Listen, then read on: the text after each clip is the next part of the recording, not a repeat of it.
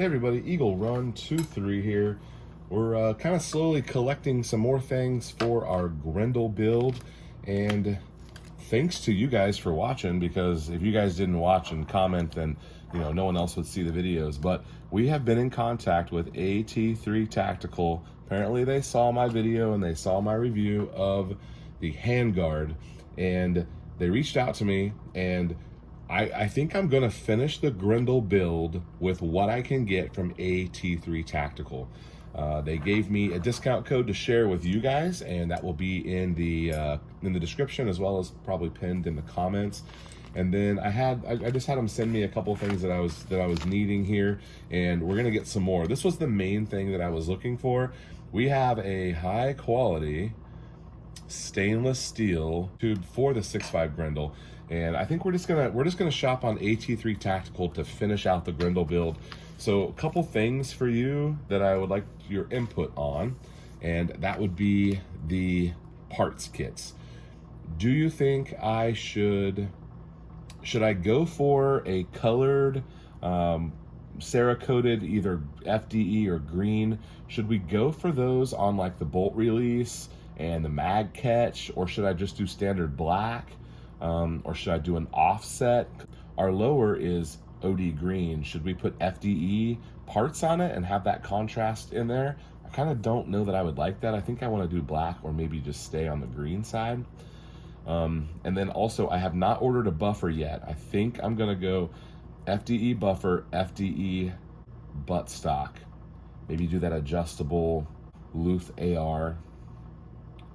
Anyway, those are the things on my mind right now, but I wanted to let you guys know ATE sent us a few things, and I wanted to make sure you knew that they had a discount code for you. I like it when companies do that. Like, they're not paying me or anything. I buy all my parts just like everyone else.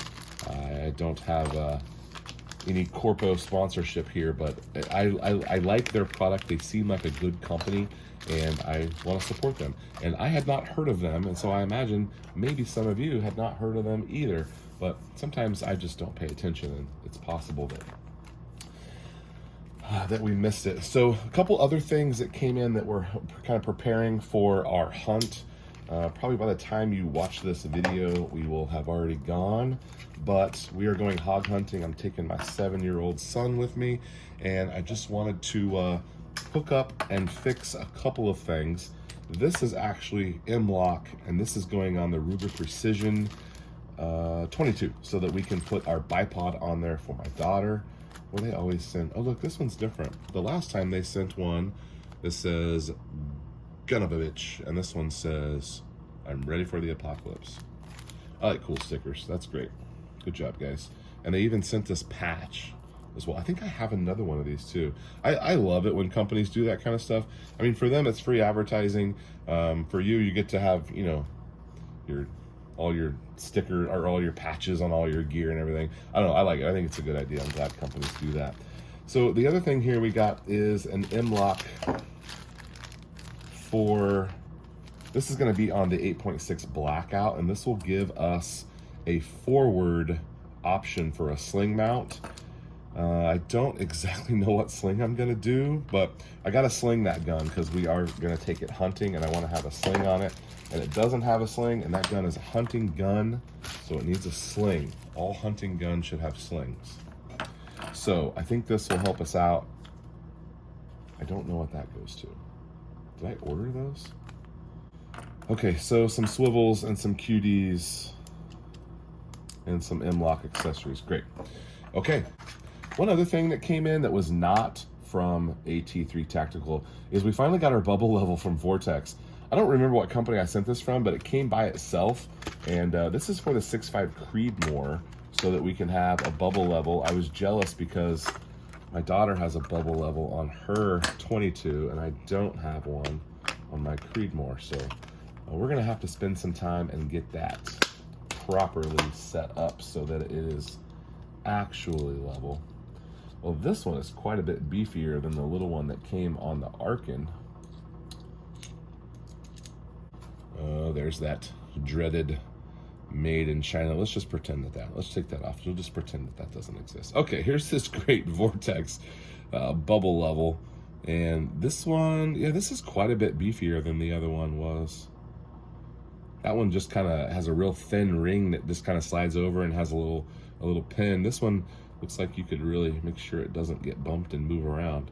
So we'll get that installed on the Creedmoor at some point. I don't know when. I don't know when I'm going to be shooting that gun next. It could be a while until we get back around to that. So anyway, we'll get this put on the Blackout and I'll show you what sling I've chosen. Okay, so update for you. The Faxon has a QD mount right up there at the front. So we don't need one up there. I thought we did. Looks like we're gonna have an extra. You can see back here in the back, we've also got one on the buttstock. Some of you will remember when I reviewed this handguard, this is the Second Chance AR with the Bear Creek, the super cheap Bear Creek barrel that we had so much trouble with. When I reviewed this handguard, which I absolutely love this handguard, it's so lightweight and you can see right through it. I think it's just a really cool look. It feels great on your hands too. I'm sure it would get hot under sustained shooting, but you know, this is kind of a fixed buttstock, you know, 18-inch barrel, more of something that you would bench rest instead of like taking a, you know, a carbine class or something with. But when I reviewed this, I talked about how much I loved when manufacturers put QD mounts just directly into it, like make it a part of the manufacturing process. Faxon did that, and I didn't give them any love for that because I didn't realize that's what that hole was for. I liked it a ton in this position, but being down here on the Blackout, that'll be fine. It's a little shorter setup, but just wanted to kind of address that. I think all manufacturers should put QDs in their handguards. Let's make that a standard. Okay, so what you just watched was from several days ago. We are since back from the hunt. Had a great time, but you'll have to stay tuned for that video. I have a clue. Let's just call this a hint. I have one hint for you right here. So I'm gonna let you inspect this, and you can tell me if you see anything wrong. And you'll have to wait to see what's up with that. So let's pick up where we left off here, because I didn't really have a good ending for that video, and I ended up changing a bunch of stuff, and I wanted you to see how it actually went on the hunt. So we ended up using that rail that was bought for the Ruger Precision 22. I ended up using that because I forgot that I had this super bright green hog light. By the way, bought that 5 years ago. It's set in a hunting bag because we haven't been hog hunting in a long time. I've only used it one other time. I liked it then, and then it's set in that bag for 5 years, and the battery still had a charge in it. It has these rechargeable batteries. Still had a charge in it. It turned on after sitting in there for 5 years. Never would have dreamed that would happen. Anyway, got our M-lock on there. We were able to attach this to the rail. And then we went ahead and put a forward or a rearward QD mount here. This one was too far and it interfered with the flashlight, and I definitely wanted the flashlight on the left side for my left thumb. So ended up having to use the M-lock here. And in order to get to this thing, those of you who have put M-lock on before, you do have to remove the barrel. So we had to remove, or I'm sorry, the handguard. We did have to remove the handguard several times in order to get that on and get the placement where we wanted it, but it worked great. We were able to sling up, we were able to use our green light, and we used the QD mount in the back. So all is good with the 8.6 Blackout. Stay tuned, make sure you're subscribed because I have a story for you about the hog hunt that will be coming up here pretty soon. All right, Eagle Run 23, thank you for watching.